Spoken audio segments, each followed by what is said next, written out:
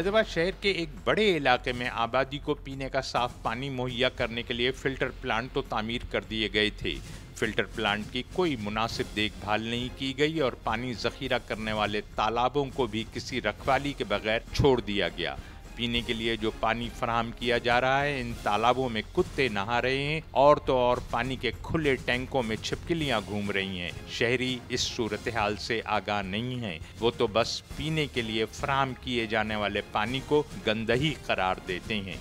ये filter plant देखो, कितना गंदा पानी, कितना मट्टी, पेवर मट्टी का पानी। लोग तो गंदे पानी की फराहमी का रोना रोते हैं, लेकिन इस पानी के इस्तेमाल से जो बीमारियां फैल रही हैं वो भी शहरियों के लिए परेशानी का सबब और इजाफी माली बोझ हैं। इसी गंदे पानी से अगर ये गंदा पानी किसी को पिलाया जाए अनफिल्टर्ड, तो उसके अंदर कीड़े हो सकते हैं। शहरी तो गंदा पानी इस्तेमाल करने पर मजबूर हैं।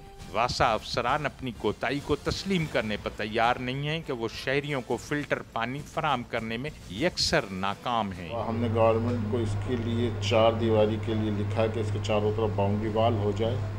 हम PC1 बना रहे हैं इनकी रिपेयर, मेंटेनेंस, रेनोवेशन की और इसी के अंदर केमिकल की, ताकि सिस्टम सही हो सकते और प्रोटेक्टिव सिस्टम के साथ लोगों को साफ पानी का, पीने का पानी मिल सके।